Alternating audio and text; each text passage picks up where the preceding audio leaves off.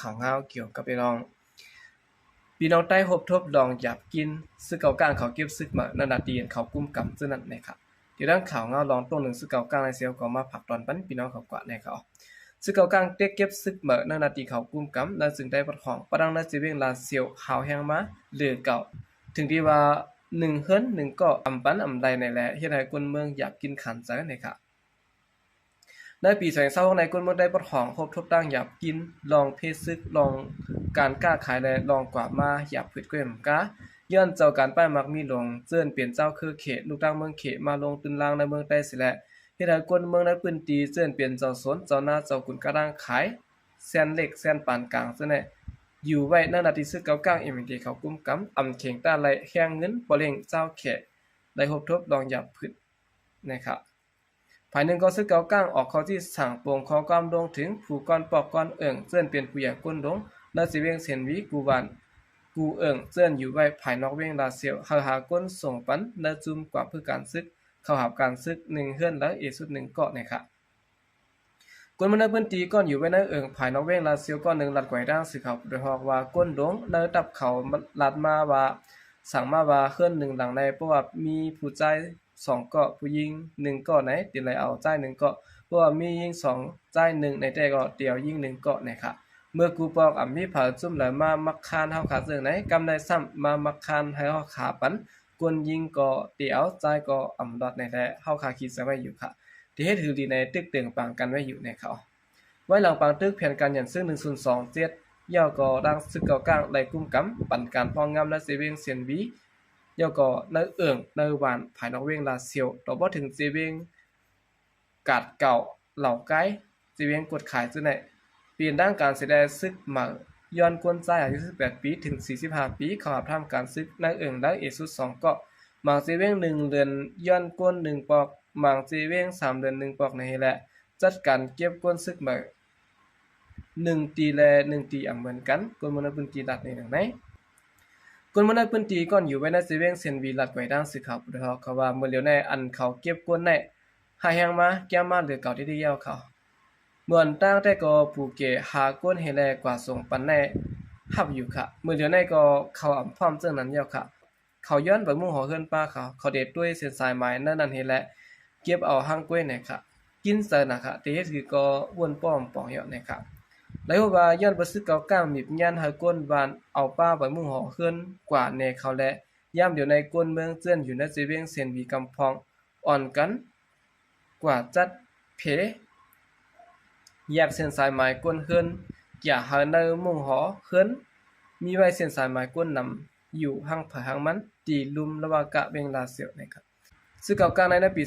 2026ซึกเก่ากลางเขาเก็บกวนเจื้อนอยู่ในพื้นที่ภายนอกเวียงลาเซียว2ปอกย่อในกวนมันปืนติลาดในหนังไหนมื้อหนังนั้นเซเว่งเซนวีนะครับเจื้อนอยู่ใต้การพองงามซึกเก่ากลางตั้งเสในก็ก้างแกะในปืนติไหลหาก้นส่งกว่าหับการซึกอ่ำย่อม6ปอกย่อนะครับเนาะในก็เป็นรองตรงถึงตั้งซึกเก่ากลางเก็บซึกหาวแห้งมาเลยเก่านะครับสืบสิแนวขาขึ้นมาถ่อมด้วยข่าวเงาเกี่ยวกับเวลองย้อนหมากแตกแลลูกอ่อนแลนางหญิงมาเจ็บ3ก็ตีเว้งกดขายนะครับหมากแดกเตอร์เท่ายิ่งและลูกอ่อน2ก็มาเจ็บเฮาแห้งตีเว้งกดขายซึ่งได้ปลดของนะครับลองได้เปลี่ยนกว่าในวันที่25เดือนธันวาคม2026ขย่ำกลางวัน 12:30 น.เท่ายิ่งและตั้งหลวน2ก็กว่าเก็บพื้นที่ในวางลุ่มซุ่มนางยิงตาอังแน่เนาะนั่นสิแลกว่าก้องแม่นหมากอันกึกข้างคำไว้แดกเตอร์เฮ็ดให้เท่ายิ่งและลูกอ่อน2ก็มาเจ็บเฮาแห้งเลยหามส่งโรงยาไว้นะครับเท่ายิ่งนั้นได้เป็นต่อเอสวยใหญ่อายุ63ปีและลูกอ่อน2ก็แต่ก็เป็นหม่องนายมินทุนอายุ13ปีและมาสู่กะละอายุ10ปีตั้ง3คนในยามเดียวในเลยส่งยศยาตัวไว้ตีห้องยาเว้งเซียนวิยะวันนะครับกวนใจอยู่เว้งกดขายก้อนนึงเตรียมต่างตีเนสื่อของวงกวนมันว่าพ้องเขา3ก็กว่าหาพื้นตีเนวางรุมจุ่มนางยิงตางนั้นเข้ากว่าหันหมากโคซึกเพื่อเขากว่ายิบเอาหมากโคซึกนั้นก็หมากอันมกไว้เติมหมากโคซึกนั้นแตกจากหมากเตอร์ใส่เขาได้เลยมาเจ็บฟันนะครับเดี๋ยวก็ไปลองหมากแดกกึดข้างในสิได้นั่งยิงภูเขาจุ่มจอยแถมในตรงวงก่อนนึงปันพางลาดว่าพวกกว่าเนินนาลิ้นอันยามเปลี่ยนปางตึกนั้นซึ่งสร้างได้ทบหันหมากกองซึนยามเลขใหญ่อันสร้างแตกพงเป็นเพโปหันไหนตึนว่าอย่าเข้าจำดันละนะครับสร้างแตกพง จางมาเจ็บเฮาแห้งอ่ำนั้นจางถึงตายรู้ก่อนนะครับเวียงกดขายในเปลี่ยนเวียงเกินเงินคอนโยงเวียงหนึ่งเนี่ยเนาะมีมันมีไตมีขางอยู่พร้อมกันไว้ก้อยกาป้องปังตึกแผ่นกันอย่างซึ่ง102เส้นนั้นซึกตั้งเถียนอยู่ในร่าง MNT เปิดยืดไล่ไว้ตีซึ่งมาสิไลรวมกันปั่นกันพองงำมานะครับในกลางเรือนเพียบกว่าลีแสงเศร้าใน3ซึกตั้งเถียนอยู่ในร่างซึกเก่ากลางเปลี่ยนปัญหากันอุบขิมลองอุบเปิงนาตีพองงำกันสิไลผิดกันทุบกันดันกองต่อกันใน2ฝ่ายได้เป็นปางตึกกันไหว้หัวหน้า2ฝ่ายอุโบกันตกลงกันยามๆเดี๋ยวซึกเขเก่ากลางก็เข้ากุมกับปั่นการพองงำตั้งหมดนะครับเนาะอันนี้ก็เป็นหมากแตกนะครับเนาะเป็นกว่าตีกดขายนะครับย้อนไปนั่นแหละพี่น้องเขาในการอยู่เศร้าไว้ในพื้นที่อันยาเป็นปางตึกเส้นนั่นแหละสังเป็นปางตึกแหละสังในการสังเสริมว่าเฮาขาหันผิดเปิงแปลกเปิงไว้เป็นหมากกองอันนำไปแตกบ่ในซึ่งเฮาขาอยากไปยิบเรียนเนี่ยเนาะให้ภูมิปุนพรเขาเตือนฮู้ลองหมากแตกกว่าเก็บกว่ากูให้เขาสืบแนวข่าวขึ้นมาถ่อมด้วยข่าวเงาเกี่ยวกับไปลองก้นปลายเพชรซึกเวียงหมอกใหม่อยากกินน้ำจะนะครับพ้องข้าวไม่ในในครับเนาะก้นปลายเพชรซึกเฮงปลายนะครับอันมีดินเนอร์กันตู้หลงเพียงหมอกใหม่ซึ่งได้ปอดจานอยากกินน้ำจะวันในเขาแต่โฮปี2026มาในย้อนเปิดซึกมาดังปิรุสิปะโอเพียนโอเลยดังซึกปะโอเพียนเอาอีเขาเลยเป็นปางดึกยื้อกันต่างวันปางหมากนั่นสิได้เฮ็ดให้กวนเมืองในพื้นที่หมอกหาวันคนนับกวนแห่งปลายไหลเงื่อปลายเพชรซึกไว้ยามเดียวอยากกินน้ำจะไว้นะครับนางยิงหนุ่มก้อนนึงนี่ค่ะเนาะอันอยู่ไว้ในจุ้มจอยแถมก้นปลายเพศซึกหลักไว้ร่างสึกข่าวพุทธฮอเขาว่าป้อตั้งกันตู้ลงในเจมวันตั้งนำป้ออยากกินอยู่ยาวค่ะกำในไม่มาย่อแลนำก็เตอกินมาเหลือเก่าน้ำกินในไรกว่าต่างไก่แห้งน่ะตาน้ำอาบได้ก็อ่ำมีค่ะกำมันน้ำอ่ำในอาบน้ำตีในป้อกลางคำกัดแห้งป้อกลางวันซ้ำไม่แห้งวันในเขาย้อนเปิ้นน้ำตาเซตื้อหายาบอ่ำกลุ่มทนแลก้นเท่าตั้งด่วนไลปลายเพศซึกไว้นั้นจางเปลี่ยนตั้งเปลี่ยนต้องกว่าต้องเฮไลไม่เสลองป้าอยู่ดีเขานางยิ้มหนุ่มซุ่มจอยแถมก้นทบเพชรตัดไว้หนังในนี่ครับย่ำเดี๋ยวในปางตึกเย็นไว้สิไลปีทุสิตปะโอเพียนโอเต็กใจก้นปลายเพศปอกมือเฮินเย่เผามันไว้ฟ้องปางตึกนั้นย้อนเปิ้นมีหมักแมวผังดินกึดข้างไว้แลก้นปลายเพศซึกไม่เสลองห่มลมไปฮัดปอกมือขึ้นว่านี่ครับกวนซ้ายอันอยู่ในเวียงหมอกไหมลัดไกวดังสื่อข่าวพุทธฮอกว่า PNO เขาได้เต็กซะปอกมือเฮิรนขึ้นและปอกมือกำพองยาวขะมางซื้อได้ก่อนมีเฮิรนเยเตปอกแลอ่ำมือนะครับเนาะพองปังตึงนั้นยาเผาเฮิรนไว้กวนอันปอกมือซื่อนั้นก็ได้แม่สะเพหมักแมงพังดินเจื้อนกึดข้างไว้แลอ่ำฮัดกว่ามาลอๆแล้วอ่ำมีรองห่มลมตุ้มเตอปลายเสอตีกว่าตีมาไหลพังอยู่ตาเสนะครับเดี๋ยวสินั้นก็ย่ำเดี๋ยวนั้นอยู่ดีกวนปลายเพเจื้อนปอกเฮิรนขึ้นนั่นสิได้อยู่ดีดังปิดุจิตปะโอเพียนโอกำแถมเงินกำพองเสห้องก้นหาบการซื้อไว้คนมาในพื้นที่รัฐนี่นะแต่ในวันที่1เดือนกินวลีมาในซึกมาในดังปิดุจิตปะโอเพียนโอแค่นซึ่งหลอดตึกเงางุนตับซึกเพียนเอาตั้งวันปางหมักไว้2ผายเป็นวันตึกกันเฮาแห้งถึงข้างล่างเดือนปลายในวันที่17เดือนธันวาคม2026ปิดุจิตปะโอเพียนโอยืดกุ้มกำไรคืนวันปางหมักในเพียนโอเขาปืนเผาไว้ซึ่งไหนนะครับพอบางตึกนั้นที่ได้เฮิรนก้นในกันตู้หลงเศร้าหลังไปและถูกไฟไหม้ลูกไกวเสก้นในพื้นที่1เฮงไปและเงื่องไปเพต่อถึงวันมื้อนี้ไปสร้างปอกมือเฮิรนขึ้นนะครับพอมันไก่น้ำน่ะก็ถูกดีค่ายหาตีมันจำน้ำมันติเตอร์หลีในอยู่คายวนว่าจังไหนนะครับด้วยการตีน้ำนั้นซ้ำมันลงหยาพืชอันนี้ก็เฮาค่าก็ไหลกว่าหันในพื้นที่อันพี่น้องเขาทบนำกับนะครับเนาะกำลังแสดงก็ยินจมนับยองกุมันถึงพี่น้องผู้กำเถียงปัญหาเขาทางเสียงอยู่เขายินจมนับยองอย่างนั้นเสียข่าวใจก็เรียกมาส่งค่ะจุ่มยุบกองกลางเจ้าคือใต้ในตีไปด้วยหลายก็เนี่ยอันนั้นก็ตีไปด้วยไทยเปิ้นคายแหมตายคือเจ้าเก่ากว่าวานยาวานเวียงยาวเวียงเอืองยาวเอืองก็เนี่ยอันนั้นก็ถูกลีว่วนกันเต้ๆค่ะเนาะนั่นก็ซึกใต้เฮาเจอมีไว้จังได๋ตอนตาเตเนฮิกเนหานมือข้าวยามเฮ็ดปางปล่อยกล้วยนี่อันนั้นก็จะเป็นความถามตอนตาเศร้าคือใต้ตั้งนำตั้งหลาย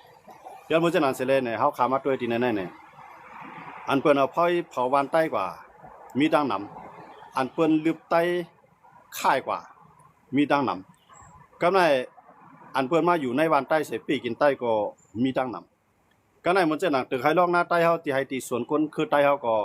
ถูกเปิ้นมายืดเอากว่ามื้อจังนั้นเพราะเส้นวีปอดกดขายจังได๋ถูกซึกเก่ากลางเขาเตียกซื้อเตียกขายเตียกเอาลายกว่าก็มีตั้งนำเอาเขาอ้างว่าเตเฮ็ดป้ายมามีตาเตผูกส่วนกล้วย เอากล้วยในกล้วยหอมเนี่ยตาได้ขายส่งเมื่อปันเมืองเขอันนั้นซึกเก่ากลางเขาก็วางแผนที่เราให้นาพี่น้องกวนเวียงเสียนวิวเขาก็มีดังนำทั้งหลายครับย้อนนั้นเลยก็ในอันนั้นถึงข้าวถึงแล้วว่ามันเป็นอันหลุดตั้งความถามต่อตับซึกใต้เฮาเตๆว่าซึกใต้มีไว้เหมือนจะหนังยิบกองกลางเสยเลยเอาปุ่งเอาปาดวันกว่าปีใดวันนั้นเสยเลยถึงขิงย่ามปล่อยเฮ็ดลามาเวียกกองในก้นเมืองก็เนี่ยอันมันก็มีกองมีกลางเสยเวียกกองกลางเข้าวานออกวานเสยเลยย้อนกินผิดกินกือ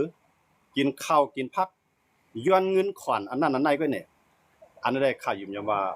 ใต้เฮากูก็ได้ตั้งความถามแท้งเลยซึกใต้ในนำมอกกันได้ใน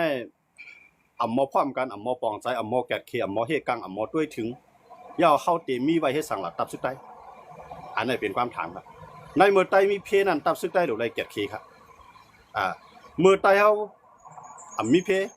ซึกใต้ก็หรือไรห่างแห่นตับซึกอันแข็งแข็งย่าก็หรือมีเอ็นแห้งอันพร้อมกันเพราะเขาก็มีตับซึกอันแข็งแข็งมีตับซึกอันพร้อมกันเนี่ยต่อให้เขามีตับซึกหลายๆก็มีความหมายทั้งเหมือนเช่นว่ายิบกองกลางแกดเคป้ายมังมีเจ้าเก่าเสยิบกองกลางแกดเคโมเข้าเจ้าเก่าก้วยยิบกองกลางตาเตไปต่อร่องต่อซึกมันเพราะซึกมันปันก้ามปันคายปันเอาคู่ของดินแต่ดินแนะนำก็ลูกเขียงตาซึกมันเนี่ยก็ในเพราะซึกมันอุบกันไล่ตั้งซึกใต้ก็อยู่กันกว่ากินกันกว่าโดยสนใจคนบ้านคนเมืองเนี่ยเพราะแต่มีหมอกเจ้าไหนก็ได้ซึกใต้ค่ะมีความหมายสั่งตอนตาเจ้าคือใต้เปิ้นกูเคยมีตับซึกเปิ้นกูเคยหลายตีมีติปึงอิงเปิ้นกูเคยมีตับซึกคือเจอเขามีตับซึกเจ้านั้นเขาไล่อยู่กัดเย็นมีตับซึกใต้ที่ไรกับไปกินเขาไล่มีตับซึกหลังคือมาไปกินเขาไล่ก้อยกับใต้ตับซึกใต้ในเข้าห้วยเข้าร้อยเข้าเถินเข้าป่ากว่าที่ไรตีมญาตับซึกของพ่อสุรัตน์ก้อยกับเดสิเปลี่ยนซึกเถินซึกป่ากว่าเสียแล้วไปเฮ็ดปล่อยเฮ็ดลามนี่พังห้างกว่าปีใดวันนั้น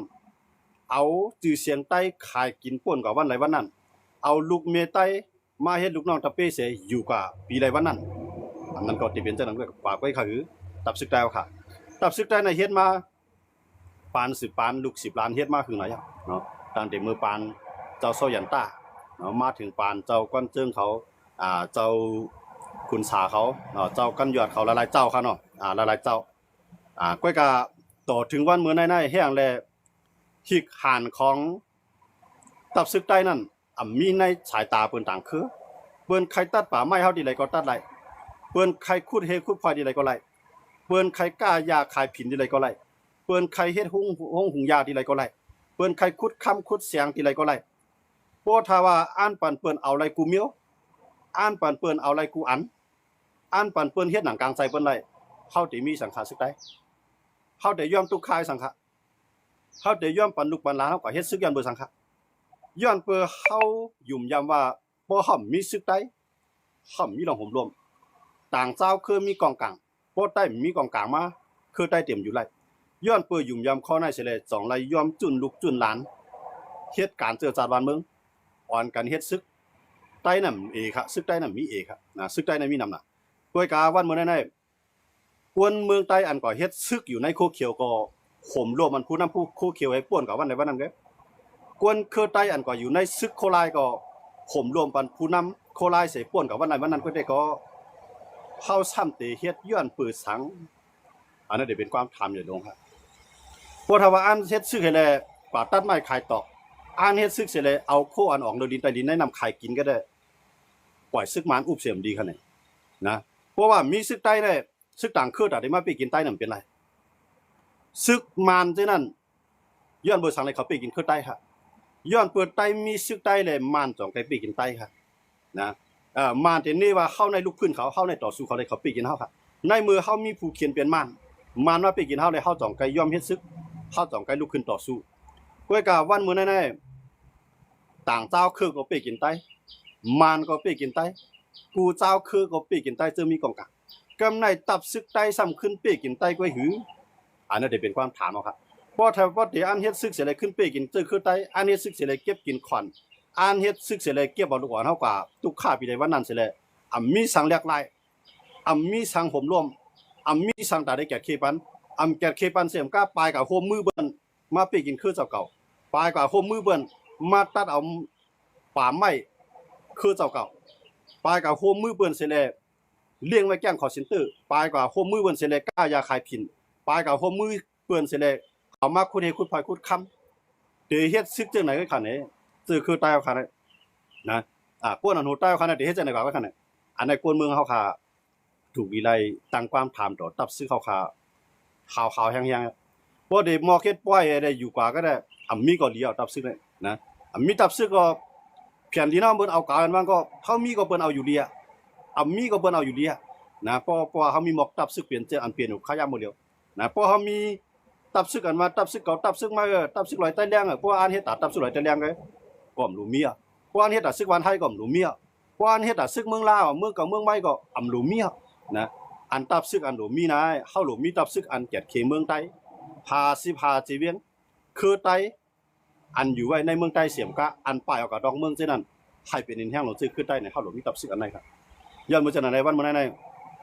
เที่ยงแล้วเฮามาลาดลองเส้นไหนเนี่ยเฮามาสู่เจ้าคาร์บอนด้วยค่ะแหละไตในปลายเผาล่ะเนี่ยกำนำในปลายไตค่ะนะอันใต้ปลายเนี่ยอยู่จำวันให้เหมือนจังหนังเมืองซูจังได๋เมืองหนองจังได๋เกซี่จังได๋อำจะว่าเขาปลายม่านฮะอำจะว่าเขาปลายดังเจ้าคือค่ะเขาปลายตับซึกวันให้ค่ะกำในอันอยู่ในเมืองปั่นว่าเมืองนายว่าหมอกใหม่ว่าจังได๋เขาปลายไผค่ะลายขาวจังได๋เมืองกึ่งว่าจังได๋เขาปลายไผค่ะเขาปลายคือซึกโคเขียวได้ซึกโคลายกันนั่นก็ค่ะย้อนบ่จังนั้นแหละเฮียงเลยเข้าป้ายแล้วเนี่ยย้อนเปิกค่ำหันตับซึกใต้เฮาหมอพร้อมกันกว่าเฮ็ดซึกก็ไปย่ามันค่อยตายกว่าปีใดวันนั้นตายกว่าก็ไรก็นั้นตายกว่าปีมันตายกว่าน้องมาปุดน้องตายกว่าหลานมาปุดย้อนบ่จังนั้นสิแลกวนคือใต้อิ่มมือจานจางไล่เฮ็ดสร้างกวนลงใต้เฮาค่ะ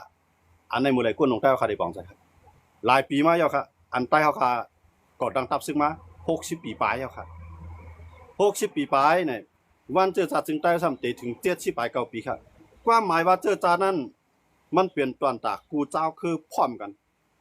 มันเปลี่ยนตอนตากูเจ้าคือเลยอยู่ลีกัดเย็นมันเปลี่ยนตอนตากูเจ้าคือเลยปวดปล่อยไตคุณอังเกียรติเลยจ่องไกตั้งเจอจาเฮาขาขึ้นมาครับห้องว่าวันเจอจานะเดต้าก็ตั้งเจอจาเฮาขามา1ก็บัก47นะถึงมาวันมื้อนั้น70ปลาย9ปีเดถึงวันที่7อันเดมาถึงทางนาครับมื้อในวันที่4อ่ะนะแถว2วัน3วันก็วันที่7อ่ะย้อนบ่จังนั้นแหละในเพราะว่าซึกใต้เฮาค่ะกล้วยหมอกเอากุ่งเอาหมุนนับเอาปีเอาเดือนมันหึงอ่ะก็ได้มีในดีที่สุดอ่ะนะสังใจว่าเฮามีปวมมาปีกินซื้อคือใต้ว่ะสูมาปีกินคือใต้เอาเลยลองตั้งอีสังนะอันนี้คือใต้ตับซึกใต้หลวฮัดถามครับเมืองไทยเฮาค่ะได้อยู่ในดดแยกมันนะคู่เขียวก็ฮู้ว่าเมืองไทยเขาเป็นจังโคราชก็ฮู้ว่าเมืองไทยเป็นจังเมืองไทยเขาเนี่ยเขมรมายื้อเขานะมายื้อใส่ก้นเมืองเขาศึกไทยเนี่ยลูกสีต่างปีสีแลนใส่ลูกจอมคำพองอยู่ดังเมียงสวนคำพองอยู่เกี้ยงใหม่คำพองอยู่เกี้ยงไฮ้สิวหาตั้งครับเขาอันกันส่งแห้งซื้อเขากลับไปไว้นาเมืองของเขาอันเตลูกตั้งเมืองเขมรใส่เขามายื้อเขานะเขาแกดเคเซียมก้าในเขาไปลึกกวนซึกเขมรในออกป่าเสียมก้าลึกปากกวนคือเขมรออกป่าแท่งตั้งนำครับซึกใต้เขารู้เปิ้นเอาเวียงหนึ่งเอาเวียงหนึ่งเอาย่อมก้ามาปีกินเฮาแท่งซึกใต้ตึกอยู่ว่าจุ่มเก่าจุ่มมานะเปิ้นอ่านมาคุดคำอ่านเอาคู่ของนำลีนินผาพวกเป็นเมืองเปิ้นไปว่าสังอะไปเข้าในแผ่นดินเปิ้นได้ก็บ่มีทางผิดอ่ะแท่งเลยซึกใต้ในเปิ้นไปมาโตคำในเฮือนเฮากว่าโตคำในวานเฮากว่าโตคำในอื่นเฮากว่าไปจ้อมาห่มรวมมันเปิ้นจังไอ้กลุ่มหูมันงอกว่าเป็นก้นคือใต้ซ้ำอ่อนกันกับตั้งกิ๊กตั้งหลาดตั้งกิ๊กตั้งหลานตั้งเข้าบ้านออกบ้านเจ็ดถามป้อป่นสิ6ม่อมปันเขาอ่ะป่นสิ6ม่อมปันออกอ่ะป่นสิ6ม่อมปันขวาอ่ะตับซึกใต้เฮ็ดมาเนี่ยนะข้าหมายถึงก้นหลวงมันขนาดอะไรหมายถึงซึกหารมันขนาดหมายถึงก้นหลวงมันซึกหารได้มันเป็นก้นเมืองไงกว่าเปลี่ยนไงนะก้นหลวงเป็นลูกที่ไรมาล่ะก้นหลวงเอาลูกที่ก้นเมืองกว่าเปลี่ยนเองก็ลูกที่ไอวันนอกคอกหน้ากว่าเปลี่ยนเองก็ก้อยกะเขาก็ลืมหางลืมตูเขามันถึงป่วนละนะมีไผฮัดละมีไผฮัดทัดสร้างมีไผฮัดเซ่ซ้อมเขากว่าทางไหนก็ห้องเขาเจ้าถามเรื่องเขามาตัดสิย้อนบ่จังได๋เขาลืมตัวลืมกินเขาเกิดทางว่า เขาเป็นเจ้าเฮาเป็นข้าเขาวนจังไหนสิแลเฮ็ดหน้าหรือหลังก้นมาฮะนะโคควางนือลินใต้ดินได้นำเอาเขาสุดจับด้วยเขารู้เปิ้นไหกว่ากะเหือนะพวกยามาอย่าผิดมีติละมีซึกจุ่มไหนกับเพียววันมื้อนี้มีจุ่มไหนกับเพียวเสียมกาปลายกับโฮมมือกันนั่งจุ่มกายาคายผินทีแลมาเปกินก้นเมืองตัวเก่านะย้อนบ่จังไหนสุดจับด้วยครับเปิ้นในมือจ่าในเปิ้นมีเรียกก่อนไงนะย้อนเปิ้นกวนอนโหซึกใต้เฮากลุ่มมันกันตาละพังเงินเผือกตาหรือพังเงินทรายใครมีรถมีกาแคมๆใครมีเงินมีเยแคมๆมั้ยใครมีลูกมีน้อยมีนั่งแคมๆมั้ยนำให้หมอกกะนายก็แหละอยู่กว่าลืมตัวลืมหางเขาวันมื้อนี้นะเปิ้นว่าสังนั้นคือเฮาก็หมอเจ็บใจเปิ้นเฮ็ดสังนั้นคือเฮาก็หมอเจ็บใจเปิ้นเต็กเตียงก้นวานเฮาก็หมอเจ็บใจเปิ้นมาลึบก้นวานเฮาก็หมอเจ็บใจต่อเตหมอออกข่าวไอ้จ้อมเปิ้นไงเปิ้งสั่งตั้งก้นเปิ้งสั่งกันตั้งก้นเมืองอันตึกเลยขามอยู่นะเหมือนแจ้งว่ามื้อนี้ซึกเก่ากลางเขามายอบก้นเมืองกว่าใน44กอครับเขามีตามพี่สั่งลามีตามพี่สั่งสิเมียวเขาแกดเควานเมืองเฮาเขาแกดเคน้ำดินหินผาเฮาเขาแกดเคสภาวะสิ่งแวดล้อมของเมืองเฮาแตนต่างตับซึ่งเฮามีไว้อยู่วันมื้อเดียวเลยนะแตนต่างตับซึ่งเฮาคาในวันมื้อนี้พี่น้องเวียงลาเซียวเขาอันอยู่ไว้ตีวานเจในเขาลูกแกดเคแตนต่างซึ่งวันให้เขามื้อนี้ย้อนเมื่อทางซึกเก่าๆเนี่ยมาขุดค่ำในนาทีเขาค่ะเดี๋ยวมาขุดค่ำในแม่น้ำย่อก็ตีเฮ็ดให้พี่น้องเลี้ยงลาเซียวเสียมก้าในละลายเจเวียงเตไหลควานหายจ่าย้อนมันจุนมีกองเนี่ยฮัดลาดความสังเสมิยวค่ะจุนมีกองเนี่ยฮัดแกดเคค่ะมีกวนเมืองอันมีผ้ามีมีดมีเลี้ยวเสพักเปียมันจะแลลุกขึ้นมาแกดเคแตนต่างเตือนมีซึกเตือนยิบกองเตือนมีเครื่องล้างหนักอันมีเหมือนจังมังจุ่มปลายมีด้วนแท้ฮัดแกดเคแตนต่างกวนเมืองค่ะกวนเมืองสั่งว่าลุกขึ้นมาแกดเคเขาวันมื้อนี้กวนเมืองลุกขึ้นมาแกดเคเปิ้นยอบกวนเมืองกว่าวันมื้อนี้มีไผลาสังจอมครับโคไลว่าโคเขียวว่าครับกวนโนมันนะพวกสุ่มปล่อยมาบันกวนเมืองเฮาได้เขาเอาแฮงซิเขาจีเมอ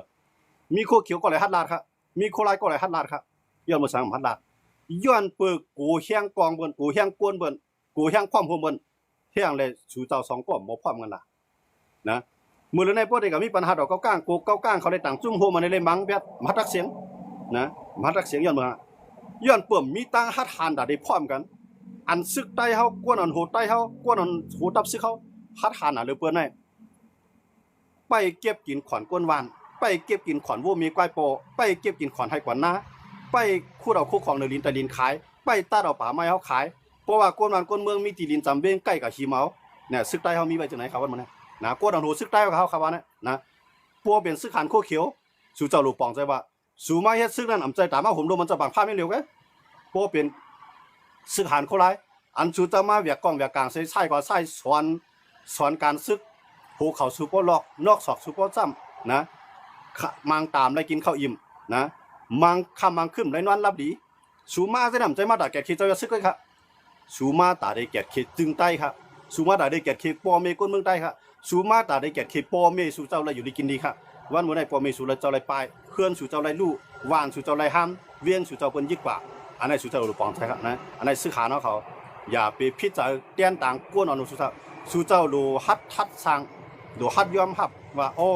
อันก้นเมืองเฮาข้างป้องอันก้นเมืองเฮาเส้นนี้เฮาเนี่ยมันเป็นย้อนก้นหลวงเฮาหลงให้สู่เจ้าป้องลองในเสียเลยอย่าไปพิจารณาแตนต่างเขานะให้เขามาพิจารณาจริงล่ะเนี่ยให้เขามาพิจารณาว่าโอ้เขาเนี่ยมีลูกน้องตะเป้หัวเหี่ยวหัวหมุนมันน่ะเปิ้นมาขี้เมาเมน้ำเฮาฮัดแกดเคเปิ้นมาขี้เมาฐานเฮเฮาฮัดแกดเคเปิ้นมาขี้เมาจืนเงินคำเฮาฮัดแกดเคเปิ้นมาปี้กินก้นเมืองฮัดแกดเคมันเป็นผู้นำอันที่เลี้ยวค่ะเนี่ยมันเป็นผู้นำอันฮัดหานเดียวค่ะเนี่ยอันเขาฮัดหานในวันเมื่อในขาหานในผู้นำโคเขียวต่อบ่ถึงผู้นำโคราชเนี่ยอันเขาฮัดหานที่สุดได้ฮัดหานปี้กินตื้อคือใต้เลยกวนเมืองใต้อำฮัดหานอันเปิ้นยิบกองต่อยิบกองอำฮัดหานตอนเปิ้นมาลูกลามเฮาอำฮัดหานตอนเปิ้นมาปี้กินเฮาอำฮัดหานตอนเปิ้นมาลือเฮานะก้อยฮัดหานต่ออันเปิ้นเฮ็ดนักเขาเลี้ยงเขาเฮ็ดนาเลี้ยงเฮ็ดนาจ่อยเขานะมีการอังกวนเมืองจ่อยเขานะบางปอก็เฮ็ดหมู่ทามบางปอก็เฮ็ดกวนไปวันบางปอก็เฮ็ดกวนส่งตังบางปอก็เฮ็ดกวนโตต่างซึกบางปอก็เฮ็ดข้าวลีพักหวานก็เลี้ยงเขาไปมาปี้กินกวนซื่อไหนหาในวันมื้อนี้นะผู้นำซึกใต้เฮานะส่งลูกน้องตะเป้เขาจอดกุฏิชิมกันเอาไม้เอาตอกขายชิมกันคุดเฮ็ดคุดพลอยชิมกันคุดเงินคุดคำชิมกันก้ายาขายผินชิมกันหมอหมอเฮหมอพลอยนะตึกชิมกันนอกลายในก็ได้ก็กวนเมืองใต้เฮาหลีป่องซะแล้วนะผมจะว่าเปิ้นตุกข้ามาถึงแล้วนะอย่าไปกะว่าต้องเปิ้นดอก เปิ้นเกียรติเขวันเมืองเฮามาเมื่อสำเฮ็ดสังไม่อย่าไปลาเพิ่นรออำใจซึ่งนั้นค่ะเฮาขากวนเมืองได้จุ่มไหลมาก็กะไหลจอยจุ่มไหลมาก็กะไหลกั้มผู้อยู่ว่าจุ่มนั่นแต่มาเอาน้ำดินหินผาก็กะไหลป่าเลี้ยงเขาว่านะว่ามันว่าคานมาย้อนบ่สังย้อนเปิดตับซึกใต้อำเฮ็ดนาตีมันค่ะนะย้อนเปิดตับซึกใต้อำเอาปุนพรค่ะย้อนเปิดตับซึกใต้ค่ะอำฮัดแกดเคค่ะสองเลยว่ากวนเมืองในกะไหลกลมหูต่อเปิ้นค่ะนะกลมหูเสียมกล้าด้วยเขาดูพี่น้องเวียงเวียงลาเซียวเขาพี่น้องกวนวานเจียวเขาถือเจ้าด้วยเขาลูกเขามีกองหลายเล่าค่ะข้าอยู่เมื่อว่าเขามีกองเขาได้มีกองย่ามไว้เนื้อขาเขาพวกน่ะไว้ยื้อหมูยื้อพันค่ะขำใจไว้ยื้อผู้เขียนค่ะขำใจไว้ยื้อผู้หลักคนจนค่ะกล้วยกับอันคู่เขียวมีอยู่ข้อลายมีอยู่นะตั้งสองจุ่มมีอยู่เลยปีจุ๊จิกูจุ่มมีอยู่กวางวันเมื่อนั้นเนี่ยถือเจ้าไว้ทางค่ะเอาไว้โก้กวายค่ะเอาไว้โจกินน้ำมันค่ะเนี่ยเอาไว้หลอกเงินก้นเมืองตัวเก่าค่ะเนี่ยเอาไว้เตี้ยเตียงซื้อขึ้นใต้ค่ะเนี่ยเอาไว้ที่สั่งว่าสุมีคุณพ่อหนูมาหาการซื้อเอาไว้ลอกไล่ในค่ะเนี่ยอันซื้อใต้เขามีกองกลางอยู่นะต่อสู้มากคือไหนเจ้าค่ะกุ๊กเตรียมมือกุ๊กกลางเขาตึกมีก้นหัวปากมันค่ะตับซึกใต้มีหัวเหี่ยวหัวหมุนมันถึงมือนั่นอ่ะวันมือในไรตัวไรโกตับซึกเก่ากลางเรียกค่ะวันมือเนี่ยนะมือเลี้ยในตับซึกเก่ากลางในยึดไรกับไรเซเวียของเขาเมืองใต้ปะทองนะเขาซ้ำตึกกูว่าเอากุ้งเอาหมุนมันยุกยองจอมปิวห่อยุกยองเจอจ่าเท่ายุกยองเจอเครือนะตีกว่าป้อยกว่าล่ามตึกไรคันก้นวันกว่าจ่อยวันมือเนี่ยจุดจับด้วยครับย้อนเมืองครับ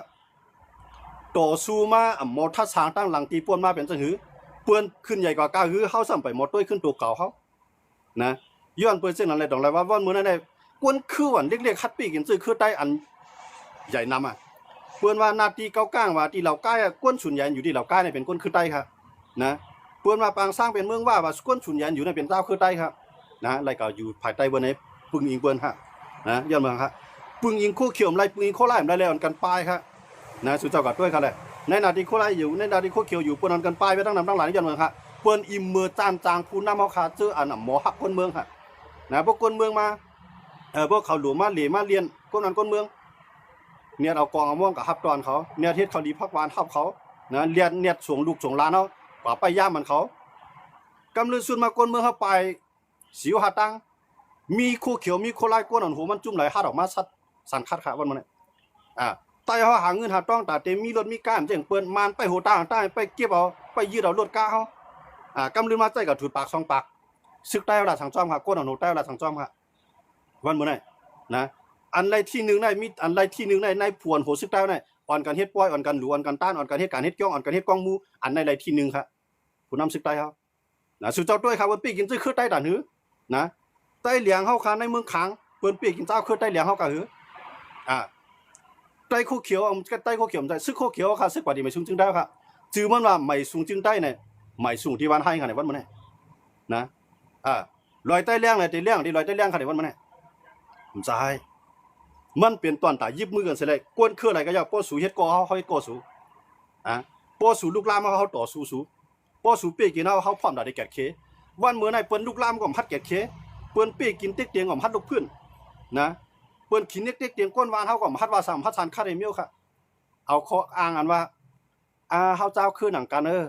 เฮาเจ้าคือหนังกันอย่าให้มันเป็นน้ำพึ่งหยดเดียวอย่าให้มันเป็นเพศออกกันจองเปิ้นว่นเหมือนผู้นำใต้ค่ะจองเปิ้นเฮ็ดเหมือนผู้นำใต้ค่ะเปิ้นเลยว่าซึกโกกลางเขาว่าหือหลอกเงิดก้นวานเฮาคาในเขาว่าหือในซึกเกากลางเขาลาดว่าตัวหนังมานก็เฮายังต่อสู้เป้มากวนบ้านกวนเมืองเจียงสูในเตมีสังตาได้มาต่อสู้เฮาไร